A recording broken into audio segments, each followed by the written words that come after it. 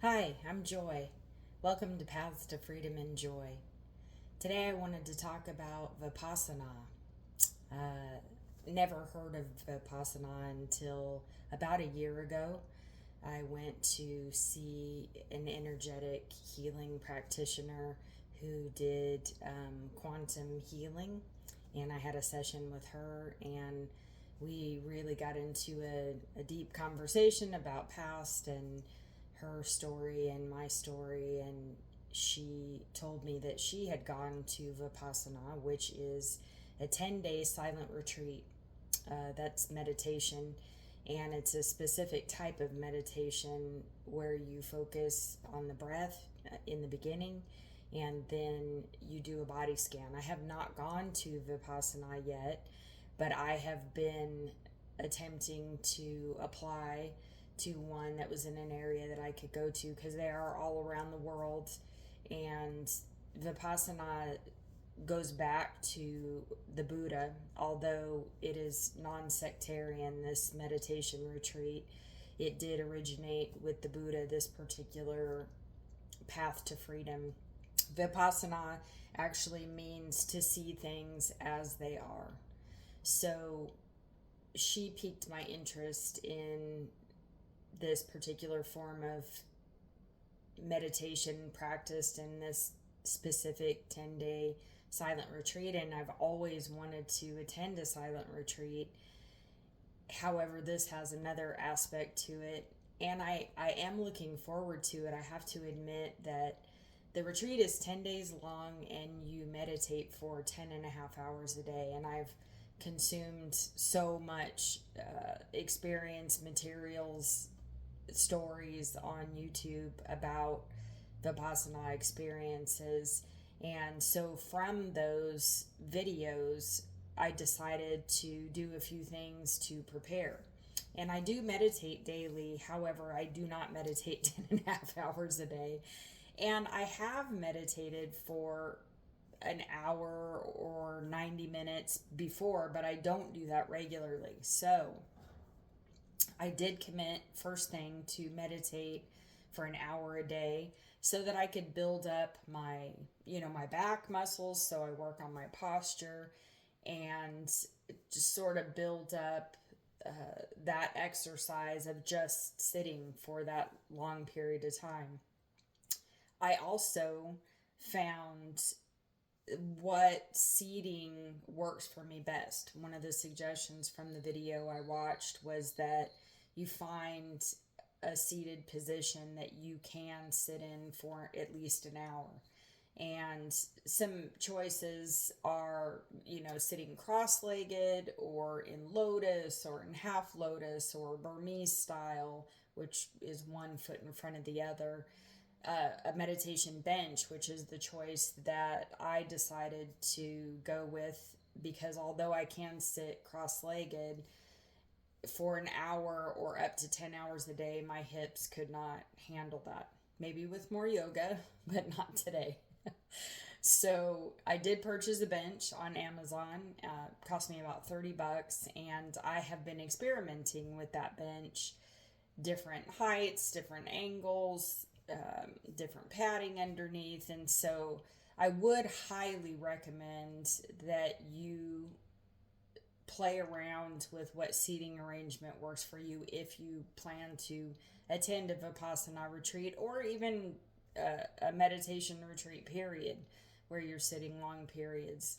I may also try the cushion and mat that they have at the center. I might mix it up, but I don't have a cushion and mat, so instead of purchasing all these things, I just went with the bench, and I probably will alternate between the two.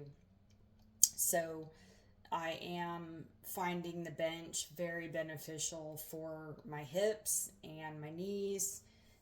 Did take some adjustment for my feet, but highly recommend both practicing which seating position is comfortable for you, and also to build up the posture, the back muscles, so that you get into meditation shape. why I want to go to this retreat is because I have always longed to have a period of extended silence. And so that really, my soul just kind of perks up when I think about being silent for 10 days. You don't talk to each other. There are brief periods where you can talk to a teacher. But I am really attracted to the silence, and I am attracted to seeing things as they are. I find in my journaling, I've done other videos on the journaling, that I do judge myself and others and criticize, have this inner criticism that is not helpful to me, and interferes with the acceptance of myself. And often when I practice something, that is really loud. So they say not to go into this retreat with expectations. However, that is a hope that I have. It does say that it will deepen the interconnection between mind and body, which is something that I think I've been mostly in my head and not in my body, or the opposite. I really feel there is a disconnect between my mind and my body. So I hope that will be strengthened, and to also be able to know what I'm feeling better. So those are some things that I hope to get from it. They deal with looking at thoughts that come up is either a craving for something or an aversion to something. So we're thinking of something we want or thinking of something we don't want. And so I would like growth in that area as well, because I do feel pressure a lot of the time when I perceive that there's something to be done about a situation. I find that I will rush to take action before action may be even appropriate. Sometimes you have to sit and wait, or I find that things work themselves out and that I didn't need to take an action. So that's what I hope to also get some movement in. I know this 10-day retreat's not gonna, fix everything, cure everything in my life. However, those are areas that I would like to gain some practice in. Let's see. So at first I committed to doing this an hour a day. Then I tried an hour and a half a day.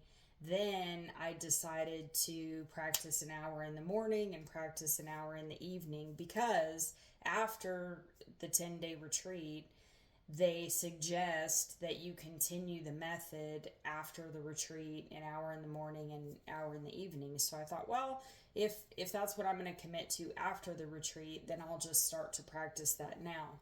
However, I've had no instruction on the Vipassana. What I've been practicing is the anapana, which is the first 3 days of the retreat, focusing on this area and your breath. I figured that was simple enough, and although I'm sure instruction on exactly what they suggest will make things better, I do find that when I focus on that, I am able to feel more sensation in those areas, and I am able to lose track of time, which is great, because when my mind is active, it's often wondering, how much longer do I have? So by practicing this, I have noticed that I'm better able to lose track of time. However, I did stop practicing the second part of the day, because I found that the second part of the day was more difficult, first of all. And I thought, I haven't received instruction in this, and I think for now my hour that I committed to is really all that I need to do to prepare myself. So I dropped the second part of the day. So I would recommend just practice the anapana. I have been getting great results from that. Some things that I notice are that I have more of a sense of calm, that there is more space between thoughts and reactions, and that sometimes I'm able to acknowledge that maybe this doesn't need to be acted on, maybe this will pass. And the way that that's come about is that I'll be practicing, and I practice sitting still also, because there does come a point where I've heard during the retreat that you have practices where you remain completely still. So I've been attempting to incorporate that as well.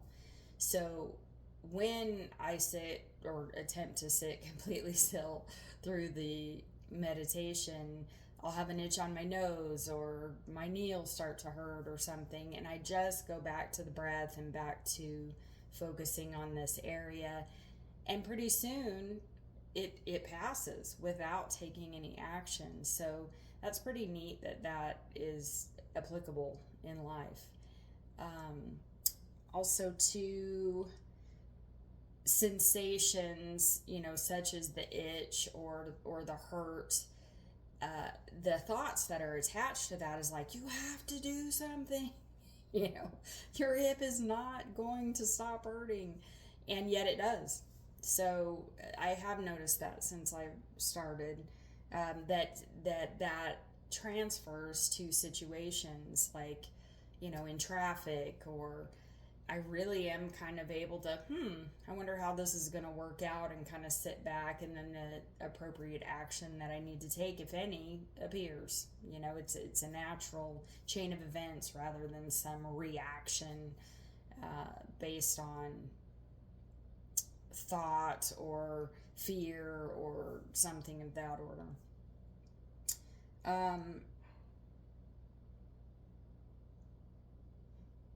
Also, the last thing that I've noticed is that I have been more connected to what it is that I'm feeling. I've been a better observer of my internal,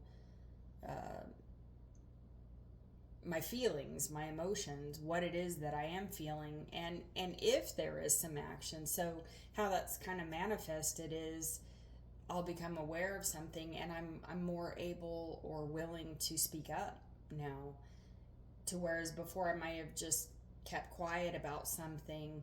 I am able to just kind of speak my truth, whatever that is in the moment, better than I have in the past. And so it may sound like, oh wow, that's a little loud, would you mind turning that down? Because I am aware of sort of an anxiety building me if there's loud noise or things like that. And before I would just kind of sit there and make that my problem, to where I can just say, hey, would you mind turning that down? I would appreciate it. And if not, then I can deal with that. But sometimes it's just asking for what I need.